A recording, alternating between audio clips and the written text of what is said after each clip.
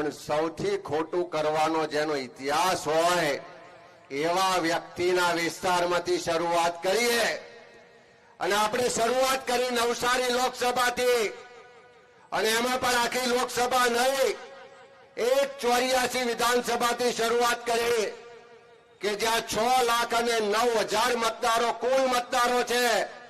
આપણી આખી ટીમ દિવસ રાત બેઠી 15 દિવસ મહેનત કરી 2,40,000 મતદારોને એક એક પાના પર એક એક મતદારોને ચકાસ્યા। એક બાજુ મતદાર યાદી હતી, બીજી બાજુ કોમ્પ્યુટરમાં ડિજિટલ યાદી હતી।